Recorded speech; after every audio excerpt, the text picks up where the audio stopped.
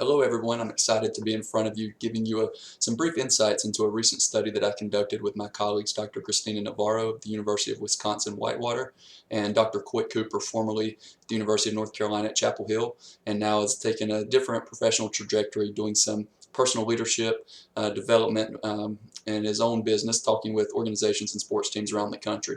So let me go ahead and just jump right in. The three of us have some background working in intercollegiate athletics and particularly with student athletes. So we were motivated to really continue to critique the different programs that we're offering and are we meeting the needs of student athletes.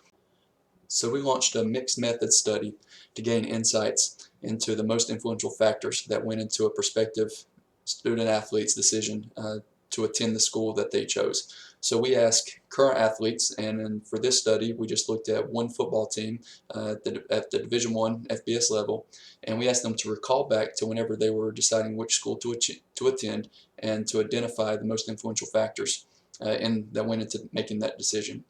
Based off of the responses that we received, we were able to identify some themes. And the most prevalent theme was this idea of gaining a competitive edge. And naturally, when you're thinking of student athletes, then in athletics, they want to gain a competitive edge. So that goes back to all this rhetoric of winning and conference championships and national championships and getting drafted, going to the NFL. But what also that a lot of times we overlook is this idea of gaining a competitive edge academically and then launching into a professional career other than football. And in fact, that ended up being the #1 college choice factor, was the opportunity to begin a good career other than football. So, so these insights are able to inform practitioners. And we can think of a couple different strategies here. #1 is we want to really own this idea of a next career. So rather than, whenever you're advising and counseling, rather than saying, what is your plan B? Why don't you ask them, what is your next career?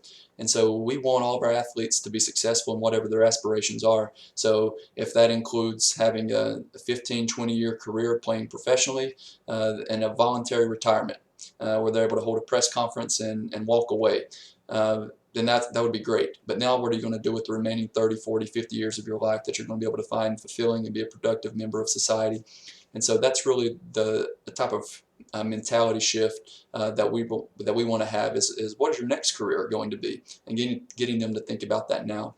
And closely linked with that is this whole idea of the cycle. So if you look at our study, you'll see that we created this graph called the lifetime human capital cycle. And what that means is that we need to begin with the end in mind. So as we're working with student athletes, that we need to have some holistic program that are going to help meet their needs and their desires, so that by the time that they graduate, so the 4 or 5 years that we have them counseling, mentoring them, that we're able to expose them to a variety of different opportunities that are going to develop them holistically, so that whenever they do make this jump to a professional athletic career or professional career outside of athletics, that they're going to have a successful career. And that in fact, so whenever prospective athletes are looking at which school to attend, they're looking at this idea of what type of track record do you have professionally for alumni, for people who are graduating, what are they going on to do? So instead of, it's good to have wall graphics representing how successful we've been athletically, but what about with alumni?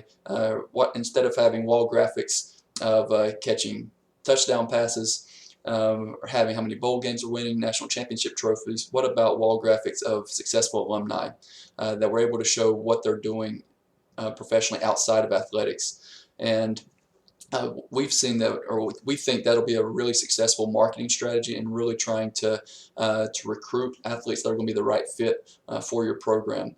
Now again, that'll create a cycle, as whenever if you have successful alumni, you're going to be able to attract prospective athletes, and then you're able to holistically develop them throughout school so that they'll be successful alumni, which will in turn attract prospective athletes. Now again, I've given you the microwave version, so our hope is that you'll go ahead and go read and get some more, see some more discussion that we have talking about these practical steps toward a next career, toward this lifetime human capital cycle, and hopefully again we can transform some lives. And thank you for taking time to listen, to engage with us, and we hope that you find this research meaningful and able to apply it in your life.